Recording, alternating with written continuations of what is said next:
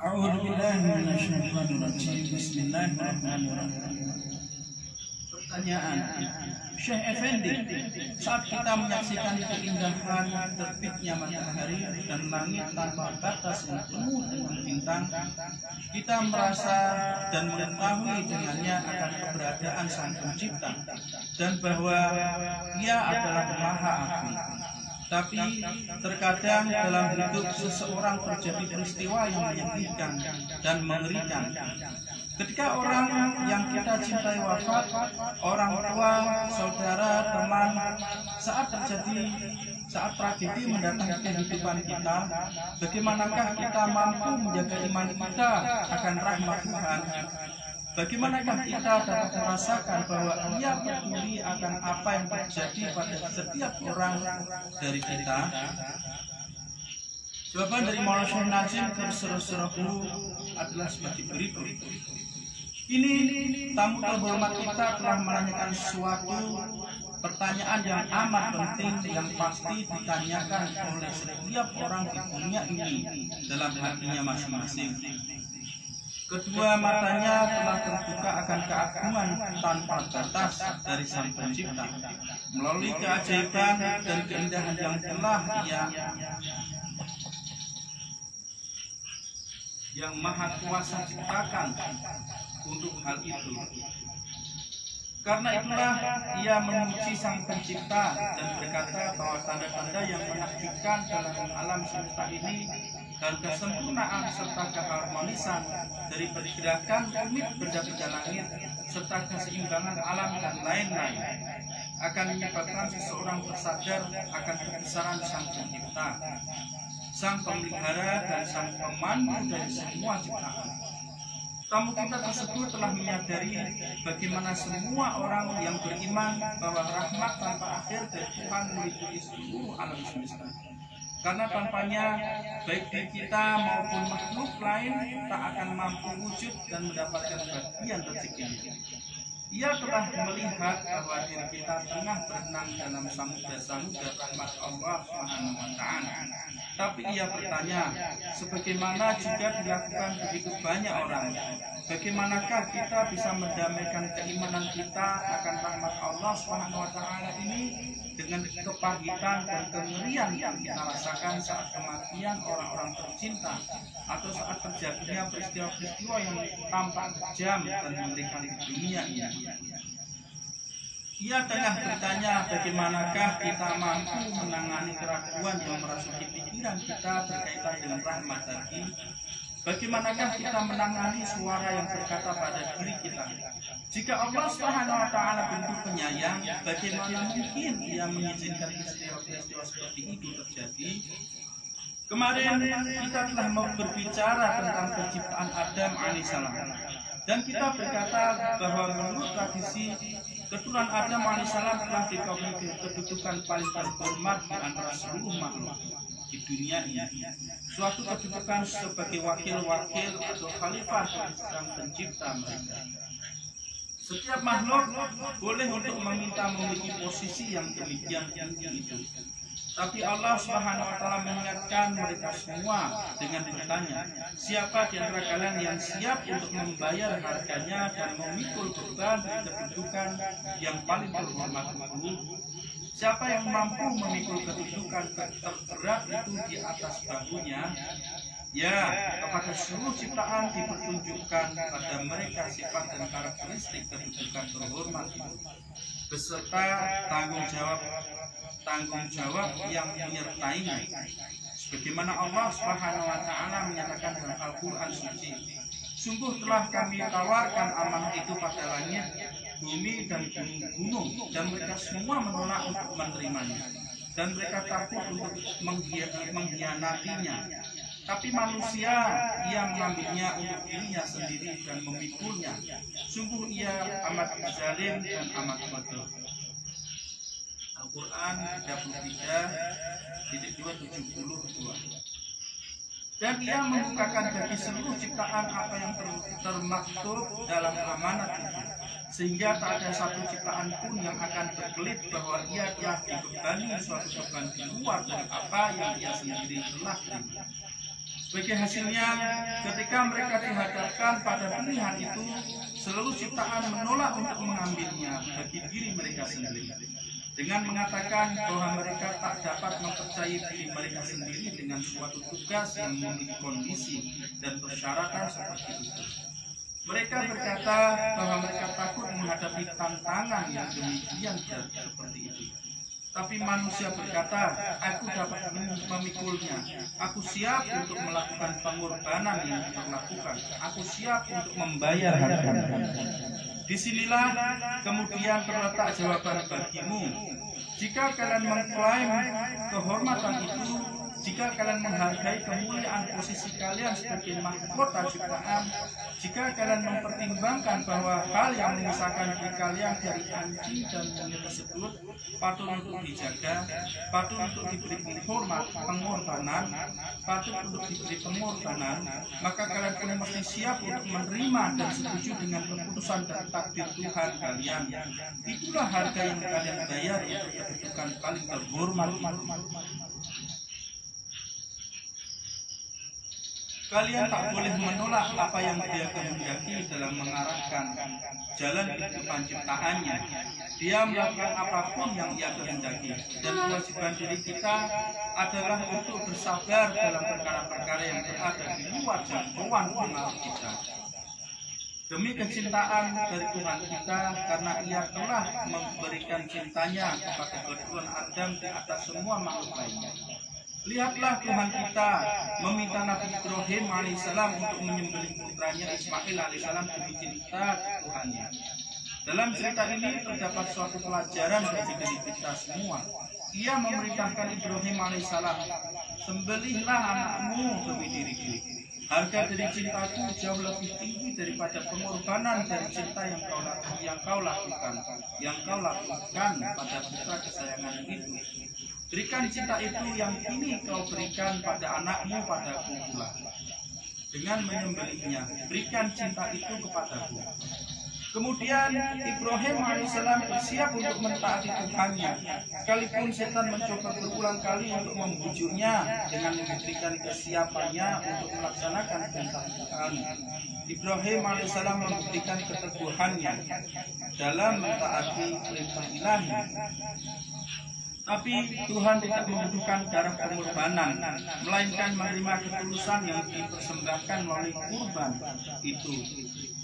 Mencegah pisau milik Ibrahim alaihissalam dari melakukan pemotongan. Ia memerintah pada pisau, jangan memotong.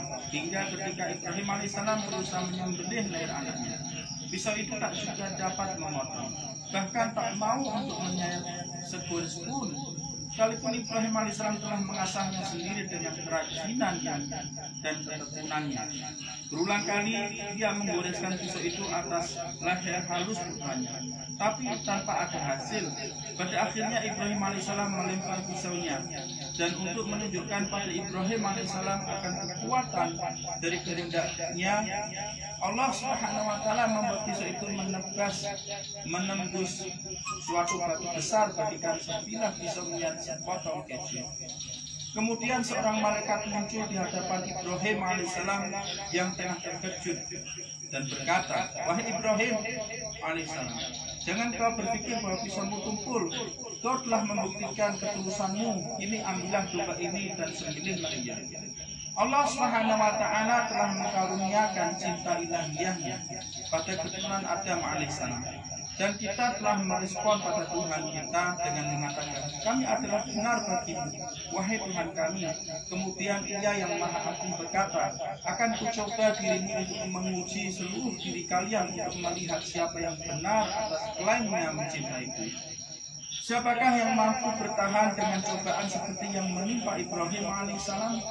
Tapi dalam keseluruhan hidup kita banyak pula berbagai cobaan menimpa. Dan dengan bersabar dalam menghadapi cobaan-cobaan itu, kita akan memperoleh cinta tanpa batas dari Tuhan kita. Salah seorang wali terkenal dalam Islam adalah raja dari negeri Balkh, yaitu Ibrahim bin Adam pada suatu. Ia meninggalkan kerajaannya demi Tuhannya dan pergi untuk hidup dengan apa yang ia peroleh dari melakukan kerja buruh yang kasar. dan mendharmabaktikan waktu luangnya dan seluruh hatinya untuk mengabdi bagi Tuhannya. Saat ia turun dari tahtanya, ia pergi meninggalkan pula di belakangnya istri yang tengah hamil. Setelah 12 tahun, anak laki-laki yang dilahirkan istrinya tersebut mulai bertanya tentang ayahandanya. Sang anak pun pergi mencari ayahandanya dan berhasil melacak jejak ayahnya hingga akhirnya ia menjumpai ayahandanya di Mekah. Ibrahim bin Adam Rasulullah mengetahui bahwa anak tersebut adalah putranya. Begitu ia pertama kali melayangkan pandangan matanya pada wajah mulia sang anak, Ibrahim bin Adam Rasulullah berkata, "Kau adalah putraku." Sang anak berkata, "Kau adalah ayahandaku." Kemudian Ibrahim bin Adam Rasulullah berdoa kepada Tuhannya, "Wahai Tuhanku, kalaupun tahu bahwa hingga kini seluruh cintaku hanya persembahkan bagimu. Kini telah kulihat bahwa sebagian cintaku telah berlaku pada putraku ini. Wahai Tuhanku, seluruh yang kuinginkan dalam hidup ini adalah agar keseluruhan hatiku murni hanya teruntuk bagimu.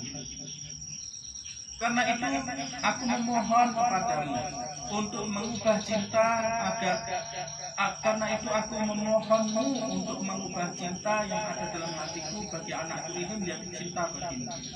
Kemudian Allah Subhanahu wa taala memanggil anak laki-laki Ibrahim bin Adam berseru-seru kehadiran ilahiyahnya, yaitu dengan mewafatkannya. Cinta yang dimiliki sang anak bagi ayahnya telah ditransformasikan menjadi cinta ilahi, sehingga ia pergi ke hadirat ilahi dalam keadaan suci sempurna.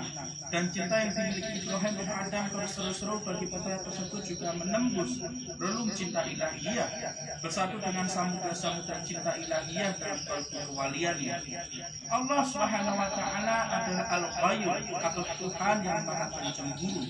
Ia menyuruh diri kita untuk menyatukan semua cinta yang kita rasakan ke dalam cinta ilahiyahnya, untuk mengambil cinta yang kita miliki dan rasakan bagi orang-orang tercinta kita dan mentransformasikannya, mengubahnya menjadi suatu cinta yang akan menembus relung cinta ilahi. Inilah makna dari ia yang menginginkan suatu khalqu suci atau khalqu salim dari hamba-hambanya. Karena semua yang kau cintai dalam diri kekasih-kekasihmu atau orang-orang yang kau cintai tak lain tak bukan adalah suatu tarikan dari seberkas sinar atribut-atribut Tuhanmu yang kau lihat pada diri mereka, dan yang berkilau melalui keakraban di antara dirimu dan diri mereka lalu menjangkau hatimu. Semua orang-orang yang kau cintai itu akan mati, dan begitu pula dirimu. Tapi jika cinta itu mencapai penerima sejati dari semua cinta, maka tujuan utama dari cinta manusia telah teraih, dan hal ini diterima serta menyenangkan dalam hadirat ilahi. Namun, jika kita gagal untuk berserah diri pada keputusan Tuhan, kita akan kefanaan dari seluruh makhluk-makhluknya dan membencinya karena menaruh diri kita dalam suatu wujud sementara yang dipenuhi bayangan-bayangan, keadaan dan perasaan yang berlalu, maka hidup ini pun akan menjadi suatu pil yang terlalu pahit untuk ditelan. Dalam kasus seperti itu, hidup pun dengan sendirinya menjadi suatu samudera kesedihan, karena bagaimanapun dia memanggil semua hamba-hambanya satu demi satu kembali ke hadirat ilahiyah dan meninggalkan diri kita dan dunia ini. Dialah Tuhan kita, satu-satunya pemelihara keberadaan diri kita. Dia memiliki hak dan kekuasaan atas kita dan mencoba diri kita untuk melihat siapakah yang benar dan berpegang pada cinta dari Tuhan mereka. Karena itulah segala macam bentuk kejadian bisa terjadi. Orang-orang tercinta bisa mati, orang-orang muda mati, saudara, orang tua, istri atau suami akan mati. Kemudian ia akan lihat apa yang kalian lakukan. Dapatkah diri kalian mengubah cinta kalian dan membuat tragedi tersebut menjadi suatu sebab untuk meningkatkan cinta kalian pada Tuhan kalian? Begitu sedikit orang yang memahami hal ini, dan karena itulah mengapa mereka tak mampu melihat hikmah ilahi yang dibalik peristiwa-peristiwa yang menyedihkan. Mereka tak menyadari bahwa Tuhan kita tengah mengisyaratkan pada diri kita untuk mencintainya sepenuhnya dan secara eksklusif. Karena itulah mereka menjadi menderita. Segala sesuatu yang Allah SWT berikan pada anak-anak Adam alaihissalam adalah sementara, tak berharga untuk cinta sejati itu. Kalian harus memberikan cinta kalian pada Dia yang selalu wujud dan eksis dari pra-keabadian hingga pasca keabadian. Maha suci Dia yang maha hidup, yang baginya tak ada emaknya. Karena itu kalian mesti tersadar akan hakikat-hakikat ini, dan jangan pernah berpikir bahwa kejadian-kejadian di sekitar kalian itu mewakili keputusan-keputusan dari seorang Tuhan. Bukan, yang tak punya belas kasihan, tidak. Karena itu kalian mesti tersadar akan hakikat-hakikat ini, dan jangan pernah berpikir bahwa kejadian-kejadian di sekitar kalian itu mungkin keputusan-keputusan dari Tuhan yang tak punya belas kasihan. Tidak. Karena dalam kejadian-kejadian yang nampak kejam tersebut terkandung kasih sayang tanpa batas.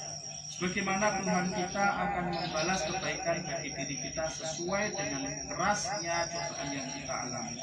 Balasannya adalah lebih banyak dan lebih banyak lagi cintanya. Kapan cintanya? Lebih banyak lagi cintanya. Kapanpun kejadian-kejadian yang menyedihkan dan tak disukai menimpa dirimu, Tuhanmu menjadikannya sebagai sarana bagimu untuk mendekat padanya, agar Ia menumpahkan samudra-samudra cintanya yang tanpa akhir bagi hamba-hamba terkasihnya. Ini adalah suatu titik yang paling penting dan yang paling berat. Kita harus memahami hikmah-hikmah ini dan maknanya. Tapi pemahaman akan hikmah ini akan tetap menghindari diri kita selama masih saja berpikir bahwa ini semua hanyalah sekedar kata-kata cinta ilahiyah. Ini adalah suatu titik yang paling penting dan yang paling berat. Kita harus memahami hikmah-hikmah ini dan maknanya. Tapi pemahaman akan hikmah ini akan tetap menghindari diri kita selama masih saja berpikir bahwa ini semua hanyalah sekedar kata-kata. Cinta ilahiyah itu harus dirasakan. Sekalipun saya banyak mengulang kata-kata madu atau melukiskan karakteristik dan cita rasa madu, kalian tak akan mampu merasakannya dan tak akan terpuaskan. Hakikat-hakikat ini harus dirasakan, dan kecuali kalian telah mencapai titik itu, kalian pun tak akan memahami hal-hal ini lebih dari sekedar kata-kata. Wa minallahi taufiq. Bihormatil habib, bihormatil suratul Fatihah. Al-Fatihah.